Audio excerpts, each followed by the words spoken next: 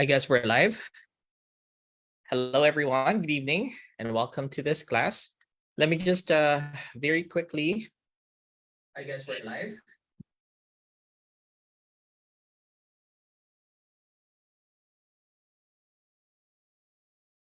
Sorry about that. I'm just sharing this with our students through a push notification on the application.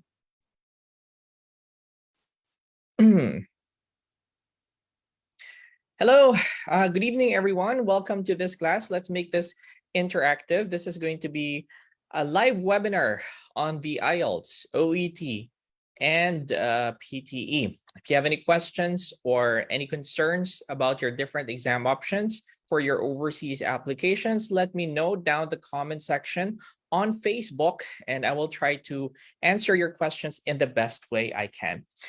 My name is Brian. I'm one of the lecturers of 9.09er IELTS Review and Tutorial Center. In this lesson, we are going to talk about your different exam options for your overseas applications.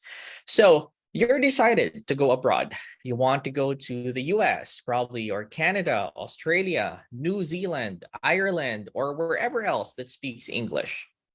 Now, the only problem is you do not have an English proficiency exam result yet.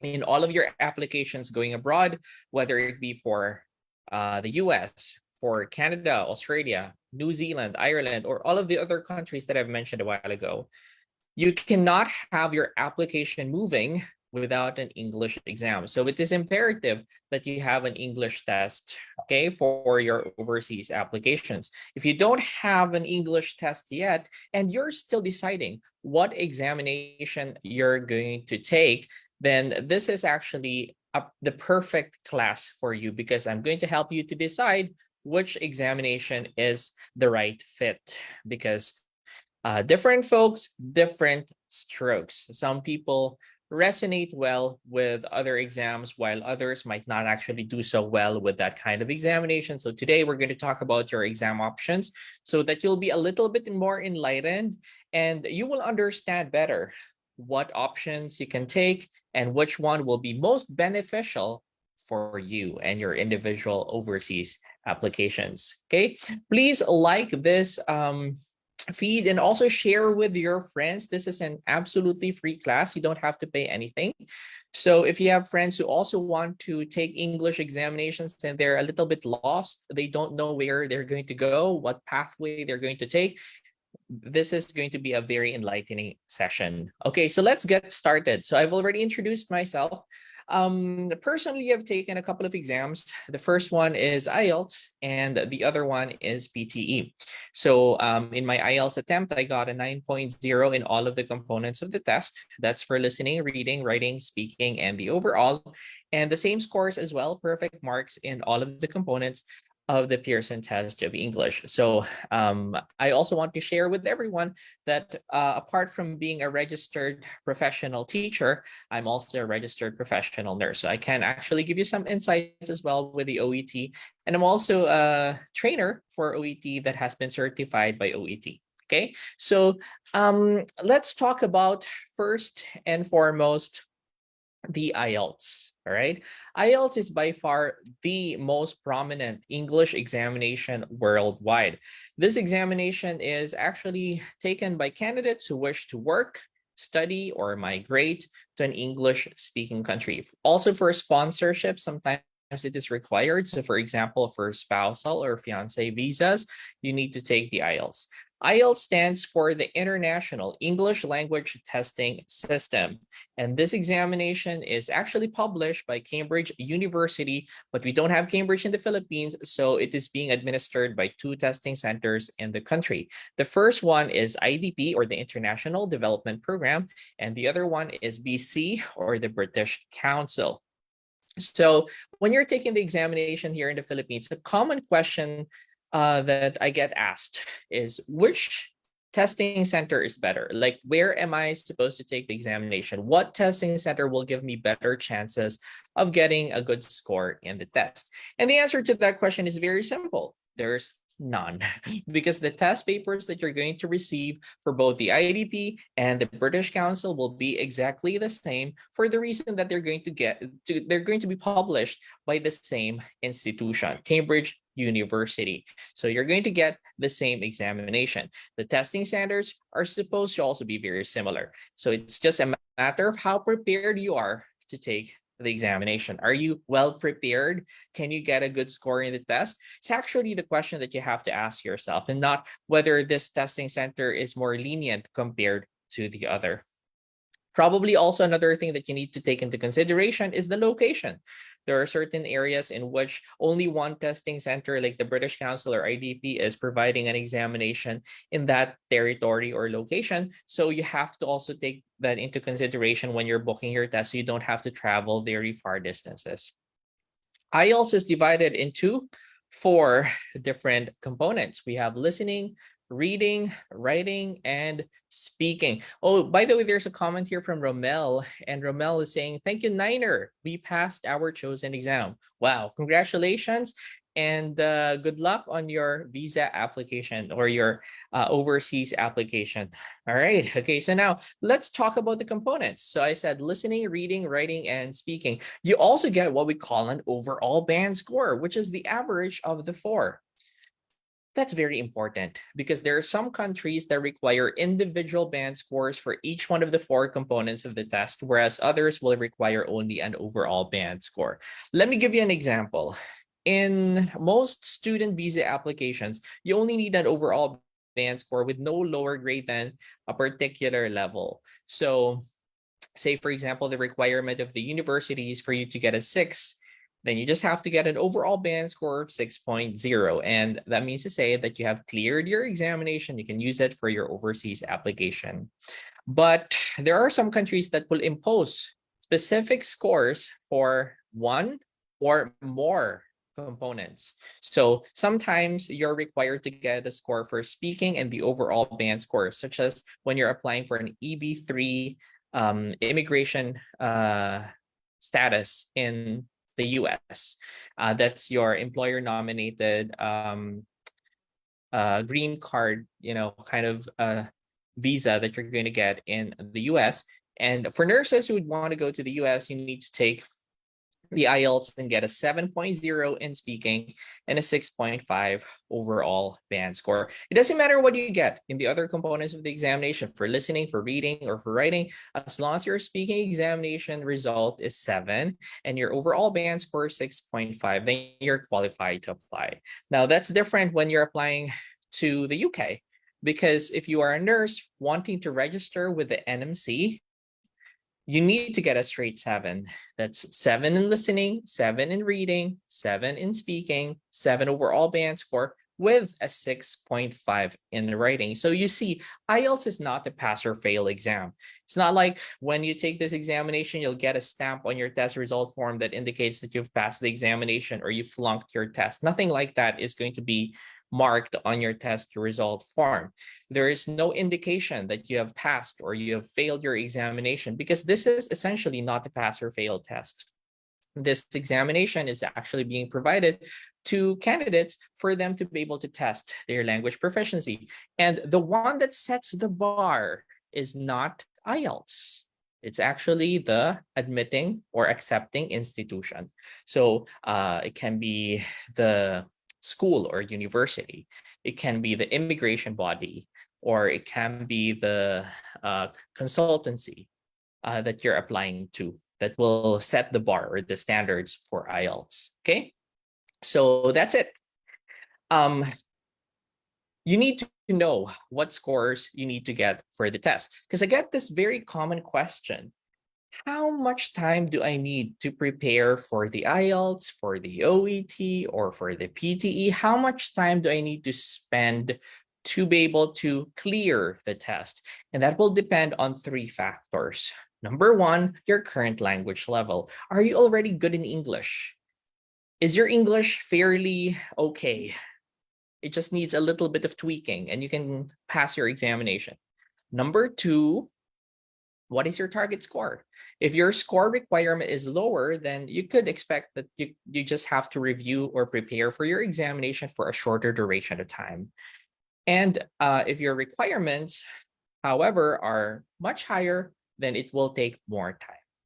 And finally, how committed are you to the test preparation program that you're going to enroll in or you're going to get yourself into? Whether it is via self-review or through a test preparation center like 9.09er, it will depend on how committed and determined you are to get your test requirements for the examination, or to get the scores that you want for the examination. Because if you're attending every day diligently and you're learning, you're trying to absorb as much information as you can, then you could expect that you'll get the better score and you will progress much more quickly compared to other candidates. Whereas if you're just attending maybe once or twice in a week, then it will take a bit longer. Okay, now I do have a few comments on the message box.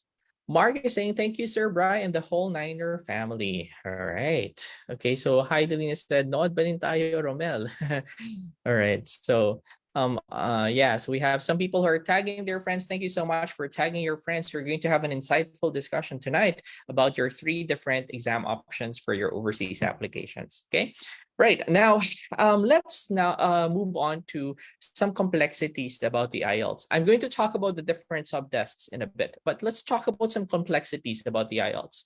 IELTS has modules, as we call them, modules. We have the IELTS general training module, we have the IELTS academic module, and we also have the IELTS UKVI. So I'm going to talk about them and briefly discuss what you can use them for.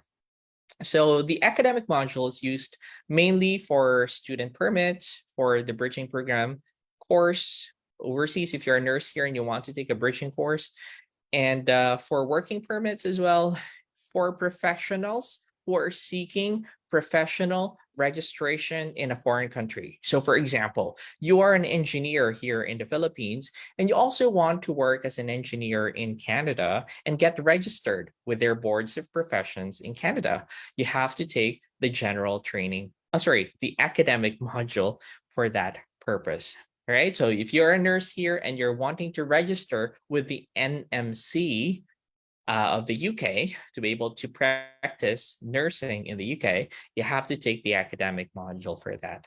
Now, the general training module is used for immigrant visas, for fiancé or spouse visas, and for skilled trade work visas. What I'm talking about here are skilled trades or very specific skilled professions, or no, skilled occupations. For example, you are a welder or a pipe fitter or a line worker who wants to work in Canada or Australia, New Zealand, or whatnot. You can use the general training test result to apply to those countries, both for immigration and for work. And there's a special type of IELTS. We call this IELTS UKVI. Now, this is a specific type of examination. And this exam is actually focused on the security of the test. So if you're going to ask me, what's the difference between IELTS academic and general training UKVI versus the regular ones? There's none. The difficulty of the test will be precisely identical. The test is going to be of the same format. It's not going to be any different. Probably the only difference is that you're going to be monitored by surveillance cameras while you're taking the examination if you're taking UKVI. And also, you will be not really screen recorded. You probably, if it's on Zoom, but it's going to be videotaped when you're taking the speaking examination, because otherwise it's just audio recorded. So you get the point. The UKVI offers a more secure testing environment for candidates so that employers or institutions from overseas will know that you have actually taken a very secure and very safe examination. The UKVI is not a requirement, okay, for you to be able to be granted permit to go abroad and to work. However, it is actually preferred, I would have to say, preferred by certain employers. So please ask your agent, please ask your employers what examination you're supposed to take. Because if you take one examination instead of the other, you cannot substitute that test result with the one that you took if it's wrong. You will need to take the examination again, right? So over again. All right. So keep sharing our live feed with your friends and your family members who are very interested to take your different exam options. I'm going to be discussing in a few listening, reading, writing, and speaking. So you will be familiar with the different components of the examination. So we have some questions right here and some comments from our Facebook Live viewers. Robelin is saying, Mark says the best review center to ace the exam. Thank you so much. All right. Robelin said, good evening, sir. Be watching and sharing this from what flag is this? Is this Qatar or Kuwait? I'm not sure. I'm sorry. I'm not good with flags. Right. Hello, Sir Brian. Ongoing of my review, hoping for a better score. Yes, we'll help you with that. Okay, we'll help you and assist you in getting the grades that you want. Heidelin said, got our desired answers. Oh, Team Oman. Oh, congratulations, Heidelin. Right? You've been watching our live feeds for the longest time. So, you deserve all the success that you now experience. Okay. IELTS for senior carer band score for UKVI. I am not certain because I I don't work in this field. I work in test preparation, but you can ask your agent just in case to be very certain because it differs depending on the occupation, depending on the program, depending on the institution that you're applying to. MJA, all right, is asking, hello there, I'm Julie Ann from Iligan City. I want to enroll for IELTS review. How can I enroll? Just message us here on Facebook and we will be very happy to help you with your inquiry. Okay. Matawag sa platinum. All right. What is the difference of OET and IELTS when it comes to scoring? We're going to talk about that in a bit. That's a very interesting question. I'm going to compare IELTS against the OET later. So we're going to discuss IELTS thoroughly. So it's going to be our baseline from which we're going to compare PTE and also OET and how they differ from each other. So you can make a sound and informed decision on what examination you will wish to take. I have a comment here from Zoom. Jay is asking, sir, planning to take IELTS next month. Do you have any special course in a short amount of time? The target band score is band 8. We don't have special courses. We have the unlimited review course, and that comes with the platinum right now because we are on promo. And this is the best package that we already have right now. What you can do is to maximize the remainder of your preparation time with and make sure that you attend one-on-one tutorials and also the live and recorded lectures. Okay, so make the most out of the time that you have because it's very limited right now. Okay, so what other questions might we have here? Hi, sir, good evening. Just want to ask what type of exam when you want to work in New Zealand? That depends on the work that you're going to do.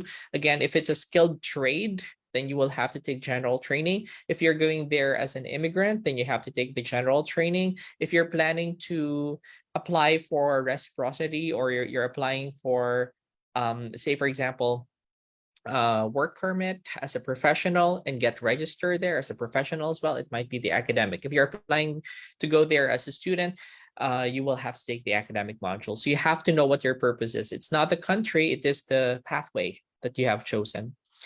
All right. Sent a message from Facebook, but no reply. Just kindly send over a message. We'll get back to you. Okay. Pa-shout out, Sir Brian. Yeah, shout out Jerome. Hi. Hello, Sir Brian. Good evening. Currently reviewing for IELTS. Yeah, good luck, Dada, on your test preparation. Okay? May online class po ba kayo? Yes, online po. Right? We have online classes, 15 hours daily, Mondays to Sundays. And we also have one-on-one tutorials online, 24 hours a day, 7 days a week. So You don't have any excuse to skip your IELTS preparation. Cheryl says, hello. Hi, Cheryl. Tanya is asking, what country expects 6.5 score in IELTS speaking, working as a professional abroad? Well, there are countries that will accept your score. Depends on what pathway. Mostly student visas will accept the 6.5, but I guess for US and UK, if you're working as a nurse, you need a 7.0 in speaking. That's non-negotiable, okay? Sir Brian, what IELTS will suit me for Canada as a skilled worker? General training.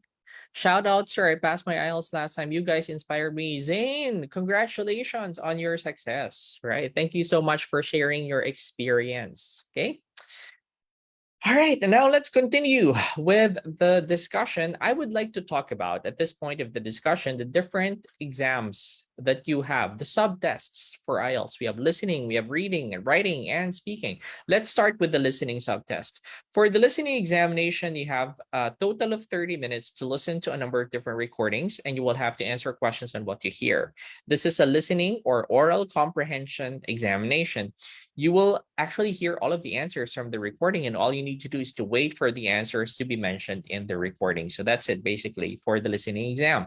After the test is over, you will have 10 minutes to transfer your answers from your listening test booklet to your answer sheet. Now, if you're taking IELTS on computer, you will have 2 minutes to check your answers, but the transfer time will be given to you if you're taking paper delivered IELTS. You have 40 questions to respond to. And even if you write all of your answers on your test questionnaire, if you don't have anything on your answer sheet, you get 0 in the test. So it is very important that you're able to transfer your answers onto your answer sheets. Don't worry about erasing your answers. Erasures are totally fine because you're using a pencil. Anyway, if you want to erase something, it's possible. And if you don't have time, you can just cross out an answer that you got wrong and write the correct one right beside it, so long as there's still space around the answer sheet. The listening examination of IELTS is known to be the easiest examination in the test. And don't you know that the Philippines is actually ranked one of the highest in the world when it comes to listening? The very fact that you're listening to me right now, and I've been talking for more than 20 minutes, and you've understood every single word I said without closed captions, that means to say that you have excellent listening skills. Filipinos have excellent listening skills, but sometimes the problem in the test is not that you don't know how to listen, but you don't know the technicalities of writing the answer. So sometimes you commit careless errors. It's not like you didn't get the answer, but you wrote an answer that does not conform with the instructions or does not conform with how the answers should be written or the format or layout of the correct response. So you just have to learn all of those intricacies and all of those complexities when it comes to the listening examination, the formats, the strategies, the approaches, and how you write the answers, how to follow instructions. And I tell you, you can wing your listening examination. It is definitely a very manageable test in IELTS. And you have 40 questions only for the listening examination. Some of the challenges that you might encounter in listening are speed and accent. Like sometimes the recordings can be a bit fast, and also sometimes the recordings might have an accent that you do not recognize. So getting exposed to different types of accents and how fast the speakers are talking will immensely help you in getting a better score in your listening examination. Okay, so Myra is saying, Sir Brian, guide me in the process on how to get enrolled for IELTS review. Please message us here on Facebook and we'll help you with your concern. Kenneth is saying, hi, sir. I'm newly enrolled in 9.09er general training, but I'm here in Qatar. How many months before I can take the IELTS? I think I've answered this question, but that will be dependent on the score that you will require, your current language level, and also how committed you are to the test preparation. Now, for some people, it is faster. Some people might take a lot more time. So I can't give you a ballpark figure, but generally, on average, our students prepare for about 2 to 3 months if their requirement is around 7, and maybe a little shorter than that if your requirement is just a 6 or a lower band score. Now, that's just a ballpark figure. It's not certain. make sure that you have one-on-one tutorials and assessments through mock exams so that you will know what your current performance level is. So if you're getting the scores that you want already during the mock exams and also the one-on-one tutorials, when you're getting feedback, you're getting the scores that you want, and you're being recommended to take the exam, then you will know you're ready. Most candidates flunk the examination, not because they don't have the capacity to pass, but because they take the examination when they're not yet prepared. Okay? But good question, Kenneth. Right. Here's a question from Rizal.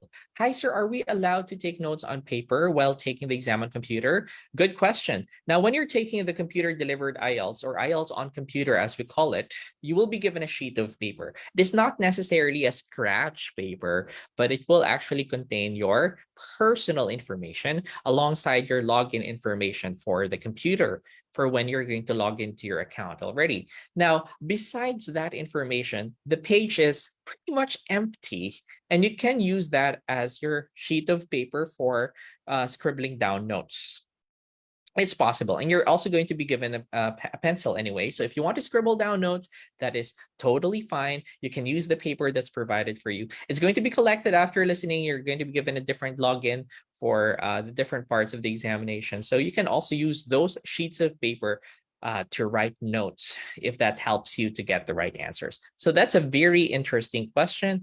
And I'm so glad I was able to answer that. Okay. Here's Cheryl after NCLEX dito sa Niner. Thank you for recommending your friends, recruiting your friends to 9.09. Is USNY would be what would be the score? Are you inquiring about the US visa screen for nurses and other professionals under EB3? If that is your question, then that is a 7 in speaking and a 6.5 overall band score, at least for the IELTS. And for the OET, I think I should be getting a B in speaking, at least, and no grade lower than a certain level. Okay. All right. So there you go. Now, let us proceed to the reading test. Insofar as we are so good when it comes to listening, our reading performance is not really what I would call stellar. All right. Not a lot of people do well in the reading component of the test. And I'm going to talk about the differences between the academic module and the general training module. So if you're taking the academic examination, you're only going to get 3 passages, but the passages are going to be a bit longer. If you're taking general training, on the other hand, you're going to get 6 shorter passages. You have 1 hour to accomplish the entire thing and 40 questions to respond to. Your 1 hour, however, for the reading examination will include everything. That includes the time that you have to read the questions, the time that you have to read the passages, and also to answer the questions. But most importantly, that includes the time for you to transfer your answers to your answer sheets. So you have to make sure that you have been able to transfer all of your answers onto your answer sheets within the time allotment of 1 hour. Otherwise, you're not going to get any score if you just wrote all of your answers on your question paper without anything on your answer sheets. The reading examination is very fair. So if you have fewer sections, they're going to be longer. And if you have more sections to read, they're going to be shorter. The total number of words that you're going to read for the IELTS will be roughly the same. Doesn't matter what module of examination you're taking. It's going to be roughly identical, around more than 2,000 words, give or take, when you're taking the exams. That's for certain. There are various types of questions that you can get in the IELTS reading examination. The 2 toughest question types are matching headings to paragraphs and true false not given. These are the most complicated exam questions that you get in IELTS. And if you want to check out our YouTube video about those question types in the IELTS so that you'll know how to answer those questions, please visit our channel, Niner English, right? So just go to www.youtube.com/Niner English and visit our YouTube channel. We have videos there on how to approach different types of questions for reading, particularly the difficult ones like true, false, not given, and matching headings to paragraphs. Great. Now, some more questions. Sir, do you offer review for PTE? Yes, we do. And we also have classes, although not for 15 hours a day. We have night classes Mondays to Fridays, and we also have recorded lessons for PTE plus one-on-one tutorials available every day. Okay, now what is the dreaded examination in IELTS?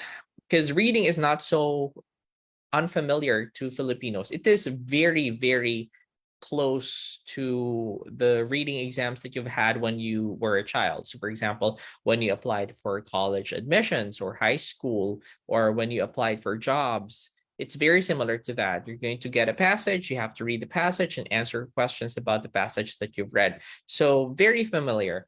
Now, unfortunately, the most difficult component of the IELTS is the writing test. Actually, not only for IELTS, but also for other exams like OET.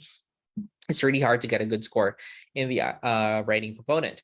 Now, let me talk about the differences between academic and general training writing. Okay, so if you're writing an academic task, it's going to be a report writing test, and you will be writing about charts or figures, diagrams, flow charts, maps, or illustrations on how things work. You will have to write a report for 150 words minimum within the span of 20 minutes. Whereas if you're taking general training, you're going to be given a scenario, and all you need to do is to write a letter addressed to a person about the scenario that you're provided. You're supposed to still write 150 words within 20 minutes for part one of your examination or writing task one. But I would have to be very honest here and say the general training writing is a lot easier compared to the academic writing examination. And that's for a reason. The reason is most of you guys, and I'm very, very certain about this, have written letters in your life. Am I correct? Give me a heart if you have written a letter before, whether it be on a piece of paper or an email or anything. You have written a letter before. Maybe an incident report, it's still a letter. You've actually written something like that in your life. I'm very certain. But do you actually write academic reports on a daily basis? Like you have a chart, for example, the trend of the stock exchange of the Philippines, and write a report about that entire thing as a hobby? No, like, no, you don't do that on a regular basis. Like when you're bored, you get a chart and you start writing about it. You don't. So it is something that is very unfamiliar and inaccessible to a lot of candidates who are taking the examination. And that's why I understand why a lot of people are finding it difficult, because they're just not exposed to this kind of writing, academic writing, and they're more exposed to letter writing, or to writing a post or an opinion paper, or perhaps even, let's see, a blog entry or a magazine or lifestyle editorial kind of piece. So it's a little different because it's really heavily academic when you're taking the IELTS, right? So that's task one. But your writing task two doesn't actually differ. Whether you're taking academic or general training, it's the same examination. It's an essay writing exam, and you're going to be provided a question or an issue or a problem, perhaps an argument, and you will have to write a position essay about this one. Okay. All right. So yeah. So I'm just looking at some more questions out here. So let me just read a few questions here. Sir, I will take OET for HCA. What will be the band score for the UK? I'm sorry, my dear, but I am not very familiar with HCA, so it might be best to ask your agent about it, because it's a variable. But if you wanted a good score, like a safe score, then getting a B in all of the components of the test will definitely help you to, you know, um, get to pretty much anywhere. So try to aim for a higher score, so that no matter what your application is, no matter where you're going, you can use your test result. Okay. All right. Kid is asking, Sir Brian, my exam is on the 19th of November, and I only had 10 days notice since the employer wants us to rush because they really need additional manpower in the company. I'm applying for a butcher in the UK, and they only require four. All right. Okay. I don't have any idea about the IELTS, but there's a possibility for me to pass the required band score in 10 days review. Well, I need to be honest here and say that it's a little bit um short. The preparation time is 10 days and it's very short. However, um on the bright side, your requirement is a bit low at 4.0, so there's hope. So my advice for you is to complete your essay for writing task 2 and also your letter for writing task 1. Make sure you're not under length. You have accomplished the task within the time requirement, and make sure to finish your speaking exam. Try to be as talkative and as natural as possible. Even if your grammar is not necessarily perfect, as long as you're communicating, there's willingness to talk, you can get that score. 4 is not difficult to get. You still need to train, of course. No examination is easy. You still need to work hard and train for the remainder of the time that you still have. But yeah, it's very optimistic because the grade is low. Right. The requirements are low. Okay, Jen is asking, good evening, sir. Do you recommend OET even for those who do not have hospital experience? Are you listening, guys? Anyone who's interested to take OET? All right. And you probably have not had hospital experience. The answer to that question is yes. As long as you have had some foundation with regard to your profession and you have studied any healthcare a course, right, or academic program, you can do well in the OET, because certainly OET is not going to assess whether you have knowledge about the particular subspecialty in the hospital, because even if you are, say, for example, someone who has had experience in the hospital, you wouldn't be rotating in all of the departments of the hospital, so you will not be an expert um, with everything. And the topics in OET are quite varied. At the end of the day, these are still English tests. And so they are not going to assess your professional knowledge. They're not going to assess your recent experience in your field or profession. They're going to assess whether you are capable of communicating in the healthcare context in English, right? So that's not really going to be a problem, right? Karil is saying, nag-review po ako sa 9 or 7 years ago and took IELTS. Thank you po sa inyo. Here na ako sa Australia for 6 years. God bless and more power. God bless as well. And thank you so much for entrusting your training with 9.09er. We're so happy for your success. Okay. I have a question here from Zoom. Hello, when will we know the results after taking the examination? 2 weeks after? Good question. For IELTS, typically you get your test results within 13 calendar days. I don't know if that's a lucky number for most of you, but after the 13th calendar day, we're not talking about holidays, we're not talking about weekends. 13 calendar days after your paper delivered format, you get your test results. And if you're taking IELTS on computer, you get your results much faster. Typically, you get your test results within 3 to 5 days only. Right. Now for OET, it takes a couple of weeks, around 16 business days. And for PTE, this is actually the fastest. You get your test results within 24 hours. Usually, the moment you step out of the room, you have your results already published and sent to you via email. Okay, now moving on, let's talk about the writing task 2 component. This is an essay writing test. So what's going to happen is you're going to be given a position or a problem or argument. You have to write 250 words and spend 40 minutes on this task. Quite difficult for a lot of candidates because it's hard for them to compose anything at all for 250 words within the very protracted time that you have of 200 40 minutes in the test, and you have to write, very lengthy argumentative essay. But it's achievable. And if you want to watch some videos of me writing on the spot, we have some on our Facebook page. You can just check them out and search for them. Okay, or you can inquire as well here. So we can send you the links to our YouTube channel and also some of our videos that we have recorded previously. Okay, some more questions here. Right. Okay, Cassie here has a very interesting question.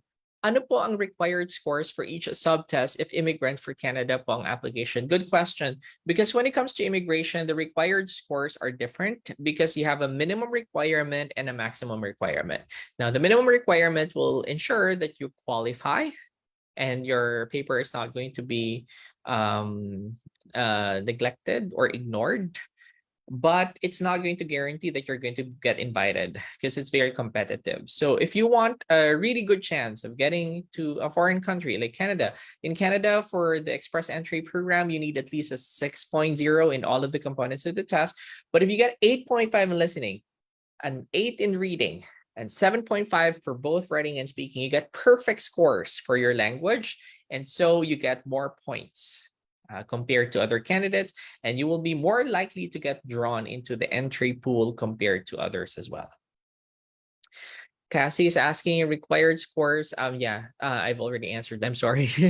Jessica is asking for OET 350 score po for beginners with only low English proficiency. Maybe how long will it take?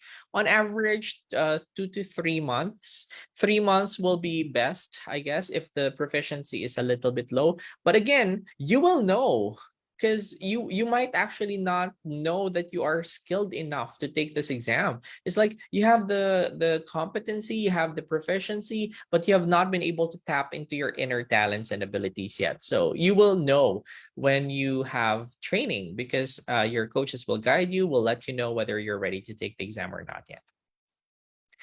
All right, so more questions. Yes, we have PTE review. I've been eyeing Sir Review Center na to. Will definitely enroll soon. Thank you, RV. Highly recommended according to Karil. Okay, so let's move on to how soon can we start joining classes? You can start within 24 hours upon enrollment. You just have to register, and usually you can get started ASAP. Okay, as soon as your dashboard gets activated. Okay, now let's talk about speaking. This is the most exciting examination in the IELTS. The speaking examination is an oral interview, so it's going to be a face-to-face kind of interaction or a Zoom call with your examiner. And what's going to happen here is you're going to have 3 parts in your speaking examination. Your first part is your introduction and interview. In this first part of the exam, you're just going to be asked questions about yourself. So what's your favorite color? Who's your idol? What places have you been to? Do you work? Are you a student? These are very common questions that get asked in the first part of the examination. They're all preferential. They're all about yourself. And this is going to last for about 4 to 5 minutes. Then you proceed to part 2 of your examination, in which the examiner is going to give you a piece of paper, a pencil, and a task card.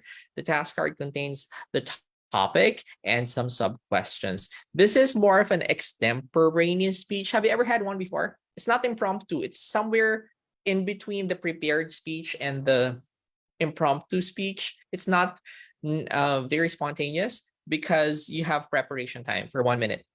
Still have to think about what you're going to say for 1 minute. You can write notes if you want, like an outline, and then you will have to deliver your speech for 2 minutes uninterruptedly. So the examiners will not stop you from talking until you're done with your 2 minutes.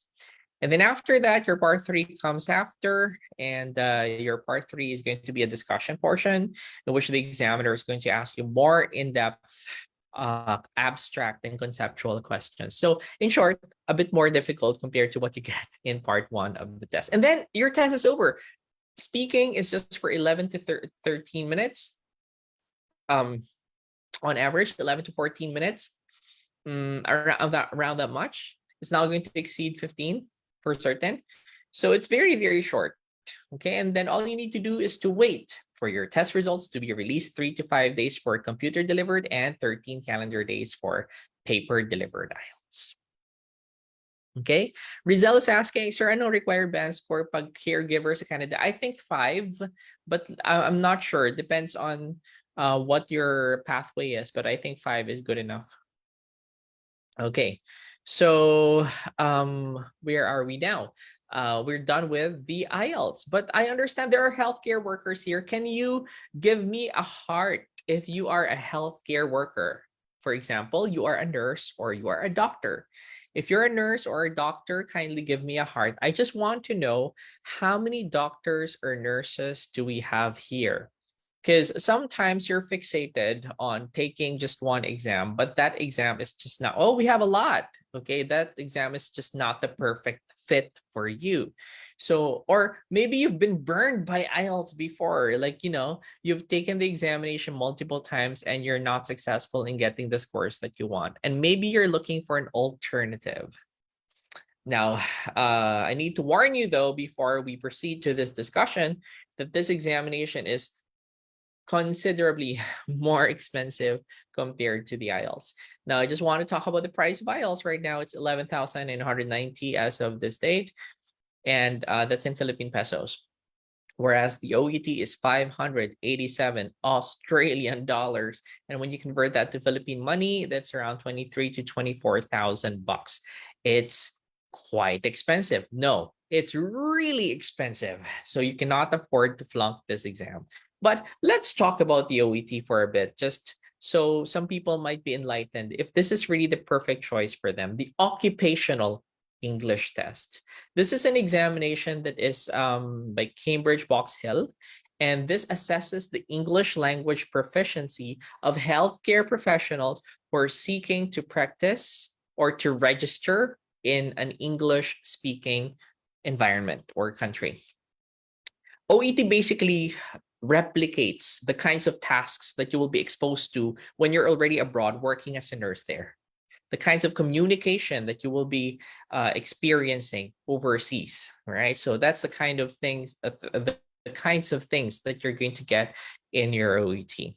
It's very valid. It's very fair. Okay, there's version 2.0 because of research. So this is a research-centered, research-focused examination, and it's evidence-based, that it really helps to determine and discriminate between candidates who will succeed in English-speaking countries and candidates who are better off living in their native or local countries, okay, or home countries. What is the test design? You know what, guys? To be very honest with you, it's similar to IELTS. All right, it's very similar, at least for listening and reading. Very similar. What's different? The context.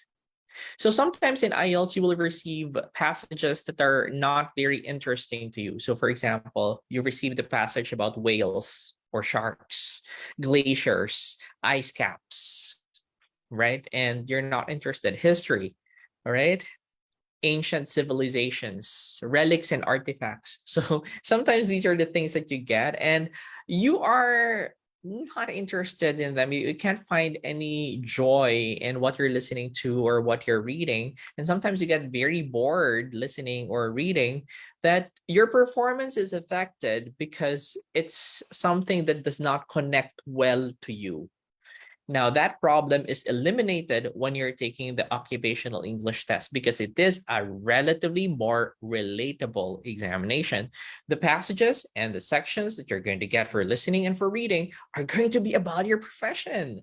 So you're going to hear probably a recording about hepatitis, or you're going to hear, say, for example, a recording between two individuals. One is the patient and the other one is the doctor, and that person is reporting that he or she has hypertension.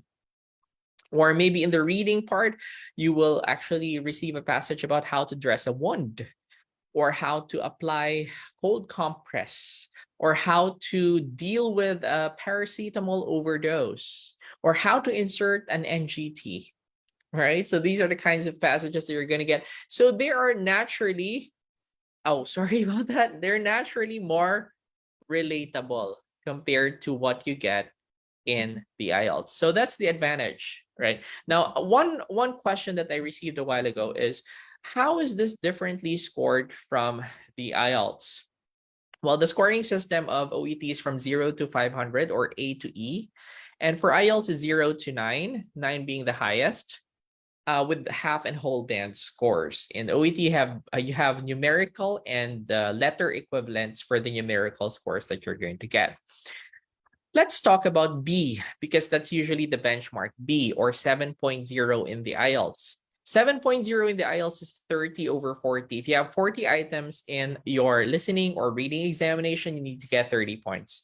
For OET, it's also 30. However, you get more points. 42 items in total for OET compared to the IELTS, but the same score requirement. So you have like a 2-point advantage when you're taking the OET in comparison to the IELTS.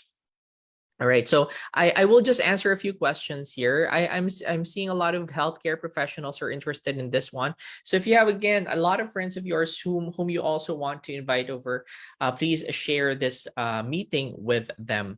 JR is asking, sir, sa listening subtest po ba na computer-based, pwede mo ma-highlight yung keywords of questions while listening to the recording? Unfortunately, that is not possible for the IELTS listening exam. It is possible for the IELTS reading test. There's the highlight function tool. But when you're taking the listening examination, you're going to have to use your pencil and your piece of paper because it cannot highlight on the screen. Okay. All right. Good question, though. All right. So now, listening and reading, as I've mentioned a while ago, will be very similar to the IELTS, only that the context is going to be a little bit different. But where is it different? When it comes to the writing component and the speaking part.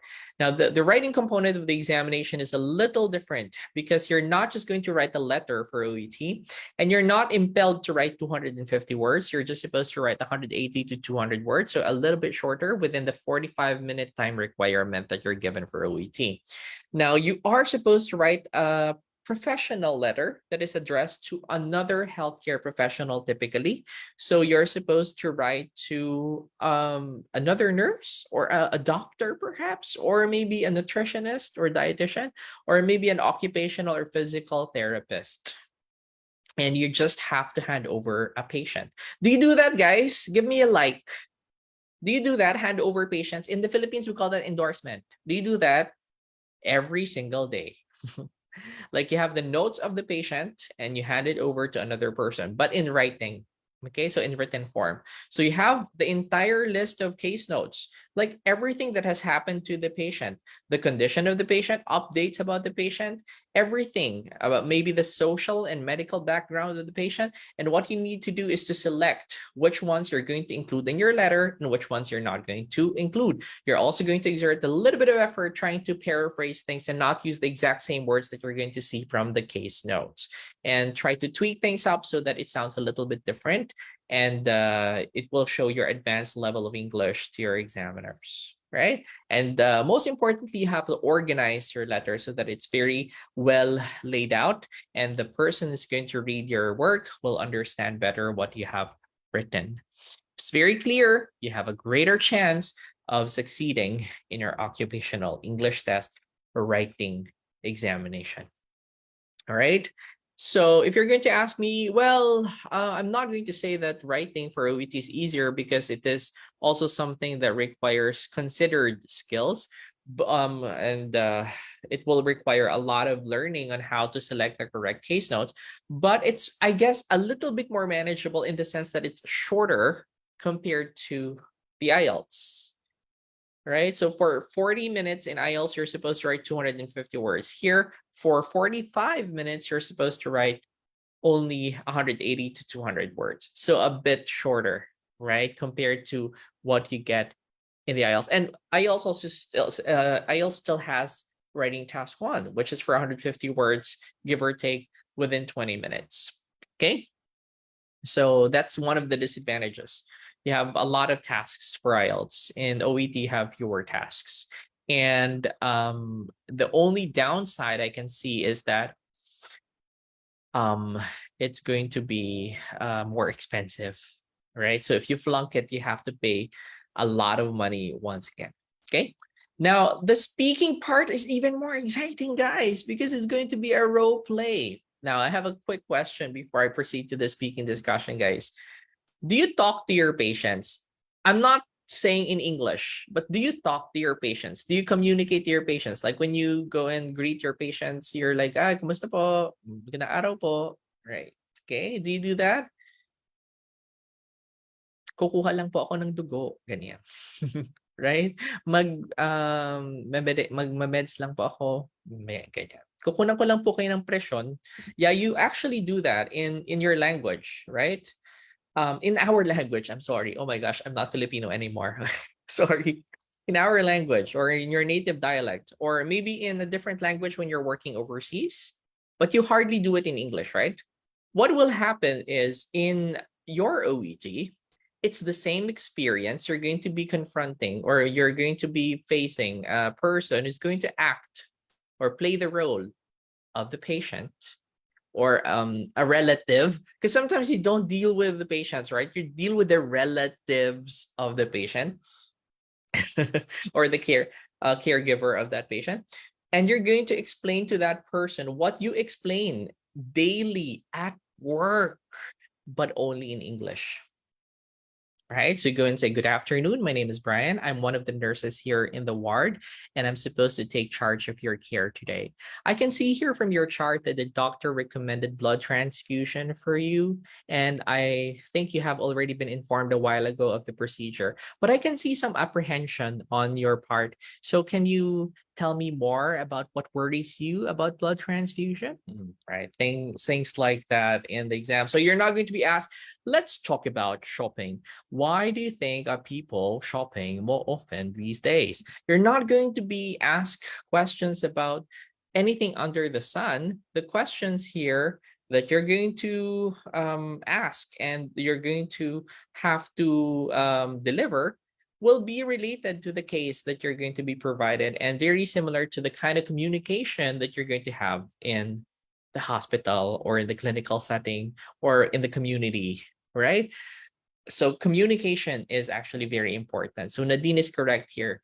Okay, the communication aspect is very important. Not so much about flaunting the full extent and range of your language ability, but more about being empathetic to your patient and being able to show to your examiners that you're concerned about the welfare of your patient. Okay, so something like that. So it's very reassuring. You have two tasks in your speaking examination, two role plays, and they're delivered individually. You have 2 to 3 minutes to prepare what you're going to say, and you're going to deliver the role play after which. There will be a part when you're going to ask questions, there will be a part when you're going to explain things, and you're going to wrap things up, just like how you converse or communicate with your patients. Now, a common question I get asked is, what if I don't know the topic? Yeah, see, Lara just typed it. So what if I don't know the topic? Yeah, that's a common question that I get all the time. It doesn't matter. OET is not a test of your professional knowledge. So even if what you're talking about is not necessarily accurate, as long as you sound polite, courteous, empathetic, concerned, and genuinely interested in what the person you're talking to is discussing, you're listening and you're responding well, even if what you're saying is absolutely false, even if you're giving incorrect information, you're not going to be judged for that. You're not going to get markdowns because only your communication skills or your language is being assessed, not your professional knowledge. Okay, so this examination is profession specific for writing and for speaking, which means to say that when you're taking the writing test or the speaking examination is going to be about your profession. So if you're in the profession of nursing, your task in the writing will be from a nurse and handed over to another healthcare professional or another nurse. And if you're taking the speaking examination as a nurse, you are going to play the role of a nurse. You can determine what kind of nurse you are. You can be a dialysis nurse, an outpatient unit nurse, a clinical nurse, or maybe a community nurse, even a ward nurse or a surgery nurse. Doesn't matter. but you're going to always be a nurse. You're not going to assume a different role. And the person you're going to talk to will always be the patient or the relative or caregiver of the patient. It's always going to be like that. You're not going to talk to another healthcare professional, which brings me to a very important point. You have to use lay language in the speaking exam because you're not talking to a healthcare professional, right? You don't want to talk in a very convoluted sense that the person there that you're talking to cannot understand you. Okay. If ever it's not your profession, sir, what do you mean? Like you're a midwife taking the nursing exam? Because that's the only time I can see that you're going to take an examination that's not your profession. Yeah, you can just pretend that you are a nurse, right? And communicate like how you do with your patients, um, even if you're not necessarily a licensed nurse. Thank you, Sir Brian Zell says. Okay. So now do you find this examination a bit more tolerable, a bit more manageable compared to the IELTS? I hope this very short discussion has helped you to be more enlightened about your options because sometimes you're blindsided and you just want to take one examination. Maybe there's a better exam for you, or maybe this examination is a perfect fit for you, or a bit more acceptable, little bit more tolerable from your end compared to the other. So try them out, right? And figure out which one is better for you because right now OET is already being accepted by the US. So insofar as it's being accepted in Australia, New Zealand, Ireland, the UK, and where else? Yeah. And in many institutions for student visas, it's now accepted in the US as well for your US CGFNS application. Okay, so it is an option, right? And a very good examination to take as well. The only caveat, it's expensive, a bit on the higher price point compared to the IELTS. And you get your results much more slowly, 16 working days or business days compared to the IELTS, which you get for 3 to 5 days for IELTS on computer. All right. Any questions so far from you guys? We have talked about the IELTS. We have talked about the OET. Now we're going to jump right into the PTE or Pearson Test of English. So any questions so far from what I have discussed? I hope I was able to shed light on the different exam options that you have, 2 exam options in particular. Okay. So not seeing a lot of questions. There's a bit of a delay from Facebook, but anyway, if you have any questions, just type them and I will try to answer them. Now, the US right now also accepts the PTE for the visa screen. So let's talk about that exam as well for people who are interested to take a computer delivered and computer assessed English examination. Oh, is the computer-based test more expensive than the written one? No, it is not, Malcolm. It's just the same price. Okay, so whether you're taking it on computer and whether you're taking it on paper, it's going to be the same. There's a difference though when you're taking IELTS at home. IELTS at home is going to be priced in US currency. So it's going to be different because of the conversion rates. But when it comes to IELTS on paper and IELTS on computer at the venue, the price is identical, all right? Same with OET. Now, let's talk about PTE or the Pearson Test of English Academic. Now, the PTE is starting to gain popularity since the time that the US accepted the PTE as an option for candidates who would want to apply to the US and clear their visa screen or CGFNS application.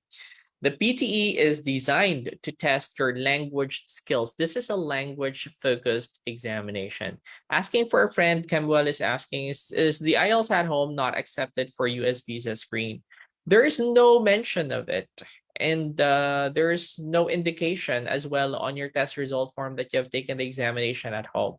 But it's better to ask your agent. But the thing here is that typically when IELTS gives you test results, there's no way unless it's UKVI. There's no way by which you're going to be able to determine that you took an examination on computer, or you took it on paper, or you took it at the venue, or you took it at home, because the IELTS test result is pretty much standard, right? But ask your agent, because we'll never be absolutely certain about this. Okay. And if you are unsure, take the examination at the venue, because that is the safest. But just to elaborate a bit more, some institutions do not accept test results that are taken at home or taken outside the venue, because they fear that the security measures may be compromised. But in the case of IELTS at home, it is a very secure exam, because you have a one-to-one proctor while you're taking the examination. So one proctor watches over you and everything you do inside the entire room where you're in when you're taking the examinations. It's a very secure examination. So if that's the only consideration, I don't think it's going to be a disqualifying factor, because it is a very strictly monitored examination. In fact, if you listen to our podcast, Niner's English Weekly podcast, if you listen to our computer-based experience there and IELTS at home, we have had some coaches and some students who have taken the IELTS at home already. They're not even allowed to move, like literally, like they're not supposed to look up and down, sideways. They're not supposed to slouch. They have to sit up straight all the time. They're very strict like that because of the security measures that are being implemented to ensure the validity, reliability, and security of the test. Hello, sir. Is there an IELTS general training at home? No, not yet at this time. IELTS at home is only being offered in the academic module. Maybe in the future, we will never be able to tell. But as of this time, it's only the academic module that's being offered at home. All right, let's jump to the PTE exam. I'm going to talk about the speaking examination because this is actually where it differs so much. You're not going to talk to a human. So you're not going to talk to a real, alive person. You're going to just record your answers through the speaker, through the microphone. And everything that you're going to record will be the ones that will be graded. So what's going to happen? You just have to read aloud. Repeat the sentence. Literally read aloud. There's a passage in front of you. You read that aloud and you get a score for that. You will hear a sentence and you just have to repeat that sentence word by word. Yeah, you'll get a score for that. You will see an image. You just have to describe what you see. A grade for that as well. You're going to listen to a recording, a very lengthy one. You can take down notes. And then after that, you have to summarize what you've heard in spoken form. You get a grade for that. And you get short answer questions. It's tough. No, I'm kidding. Let me give you a question. All right. And tell me the answer, guys. Right. This is a sample question that you're going to get in PTE. Right. So you just have to give a short word or a short phrase as your answer. All right. Ready, guys? Listen to the question. When you have painful teeth, whom do you consult? Type your answers on the chat box. That's a sample question that you can get in the PTE. All right, so simple as that. So whom do you consult if you have painful teeth? All right, so let me know. That's a sample question that you're going to have. Or say, for example, how many years are there in 1 century? Right, things like that. And of course, you can answer these questions because these are common sense questions. Yes, you're correct. The correct answer is dentist. Right. So that's how it goes in the test. Basically, just for 10 items, all trivial questions, like you're having a game show and you're participating as one of the contestants. Okay. So that's the speaking test. No need to worry about preparing for different topics that might come out in your speaking test. There's no need to communicate from a kind of, therapeutic perspective. You just have to read aloud, repeat the sentence, describe an image, retell a lecture, and answer short questions. For the writing examination, however, it is a little bit more difficult. I need to be very, very transparent about this. It's difficult because of the time. Right. You have to write the 200 to 300 word essay, very similar to IELTS, including the instruction types. But the problem is you have to do it in 20 minutes. You have very limited time to work on your essay. So it is really a struggle for many people who are taking the exam. Moreover, there's a summary portion. You're going to receive, for example, passages, and you have to summarize that in one sentence, 5 to 75 words, if I'm not mistaken. But what is the advantage of the examination? You're not facing humans. You're not graded by humans. You're graded fairly based on your performance because this is a fast and fair examination. And if you're more comfortable using the computer because it's something that you have been accustomed to, you use the computer every time, every day, then this is actually the perfect examination for you. Because if you are having some difficulties with the use of the computer and the equipment, then it's not really an advisable examination for you to take. Now, the PTE is not something that has gone expensive, or not really something that has really increased in price over the years significantly. It's 220 US dollars. However, as you know, our dollar exchange rate against the peso is fluctuating and a little bit on the high side. So the price is also a bit more expensive. However, guys, listen up, guys. I just want to share this with you, all of those live attendees right now, and you might actually benefit from this, and also your friends. If you use our code, which is Niner, NINER, all capital letters, you get a discount, right, off the price of your PTE. I think it's 10%. So sayang din, di ba? It's your grab fare going to the venue, or maybe your Airbnb portion, right? A portion of your Airbnb when you're staying near the testing location. So yeah, use our code. It's NINER, all capital letters, when you book your PTE to get your discount for the test. Okay, so there you go. Now, when it comes to the listening and reading examination, not so different with the IELTS. Again, everything is going to be computer marked or computer assessed. Plus, it's the shortest examination out there. It lasts only 2 hours. IELTS is for 3 hours, OETs for 3 hours, and they have a separate speaking component.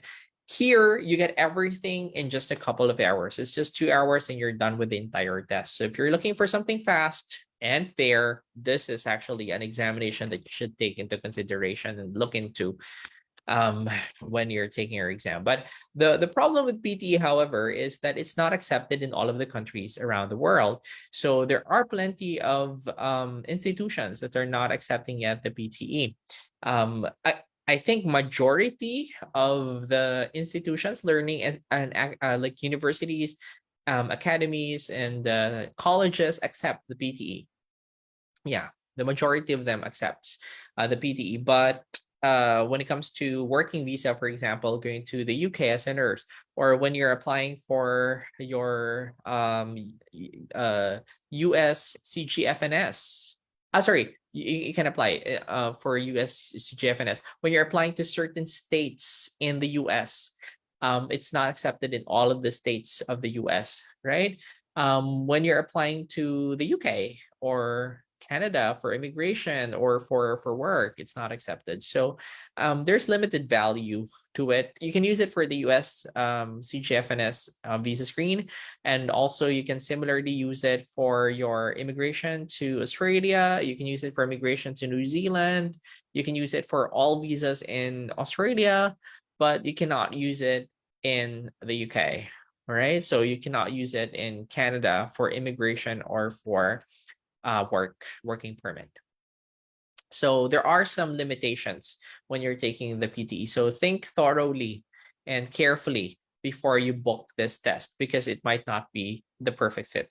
But if you're going to the US, it's actually a good choice because, right, the US now accepts IELTS, OET, PTE, and TOEFL. All of those examinations are accepted in the US. If you're looking for an alternative, this might be a good choice as well. Okay, right, now finally, let me know, where are you going? I want to know where you're going. What's your target destination? Is it the UK, USA, Canada, Australia, New Zealand, or you're just going home? Where are you going? Let me know down in the comment section so that I would be able to figure out, okay, what kinds of examinations you would want to take, right? I hope this entire experience of, attending this lesson and sitting through this for over an hour, you have been with me for over an hour, has helped you to understand better what your different exam options are and might have convinced you or persuaded you to take the right exam that's perfect for you. So I'm seeing a lot of people who are going to the US, some people who are going to Australia, some people who are going to New Zealand as well. So we have different destinations here. Please choose wisely. And most importantly, don't lose hope. If one exam does not work for you, it's not the end of the universe. Maybe that exam is just not the right fit. Maybe there's a different examination that's perfect for you. Maybe there's a different application process that will accept your test score. Do not lose hope. These English exams, they're high stakes English tests. And what I mean by high stakes is that the stakes are really, really high. Like, you can change your life ultimately for the better if you clear these tests. Yes, they're expensive. 10,000 bucks, 20,000 bucks, more sometimes for OET.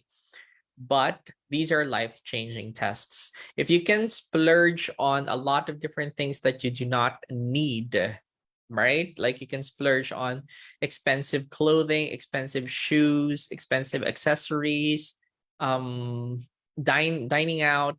Why can't you allocate enough funding for your test preparation, for your exams, and number two, your exam fee itself? Why? Because these are investments that will pay off. Imagine if you're already working abroad, if you're already studying abroad and working at the same time, or if you are already an immigrant of a foreign country and you're earning more money, you can pay off the amount of money that you used for your examination. And you can actually afford not only for yourself, but also for your family a better future. That is the best investment. It's not like, a car or maybe a house here in the Philippines, but a better future for you and your kids, your spouse overseas.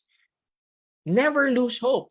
When you do not pass your examination for the first time, keep on trying, but prepare. Prepare for your next attempt, all right? Or prepare for your first attempt so you'll never have to take it the second time. Study hard, prepare well for your English exams. Do everything possible for you to pass these exams and don't lose hope. These are just English exams, but they can be life-changing tests. Can you imagine passing this examination and living overseas, changing your life and changing your future altogether, the landscape of your future just because of one English exam? That's how powerful this examination is. It can change lives forever. And if you lose hope, you don't keep on trying, you take it once, you don't succeed, and you're unhappy, and you're like, oh, maybe it's not for me.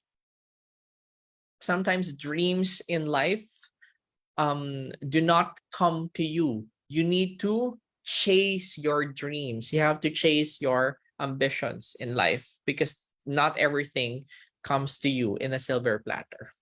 Okay, so I hope that inspires you to keep on heaving forward and not lose hope. When everything gets tough, just think of the bright future ahead of you. Eyes on the prize. You're not actually just thinking of this as an English exam, but it's your portal, your pathway, your passport to get to the countries that you're wishing to go to. All right. So 9.09er IELTS Review and Tutorial Center is here to help you. If you have any questions about your English exams and how to prepare for your English tests the right way, all you need to do is to message us, and we're going to be more than happy to assist you in enrolling in our center so that you'll get the right amount of guidance and the right help that you need, just in case everything is already being very confusing to you. 9.09er is here to help you and to guide you towards succeeding in your test so that you don't have to take it multiple times. All right, so I'm just going to answer some more questions here. Thank you so much for attending my live session. We have actually peaked at more than 200 attendees. Thank you so much for sharing the live. And for the people who are here, more than 140 of you still, thank you so much for sticking around until the bottom end of this discussion. I pray that all of you will get your desired scores in your English exam so that you can actually have a better life. Okay? Sir, sa English test mo ba nakikita how many attempts you made? Actually, for OET, yes. It has the entire history of the attempts that you have had for the exam. For IELTS, not really. But if you're going to ask me, it doesn't matter how many attempts. You know, what matters is you attempted and you passed that one last final time. That's so redundant, but I needed to emphasize that the other scores that you have taken, like you have gotten before, the other attempts, they don't matter. What matters is that attempt in which you passed, right? Doesn't matter. All of those scars, they're there for a reason. They will show you that you have tried so many times and now you have succeeded, right? Thank you so much for attending my class, and I hope to see you in one of our future lessons here at 9.09er IELTS Review and Tutorial Center. Have a great night, guys, and happy weekend to everybody. Bye, guys. Don't forget to message us.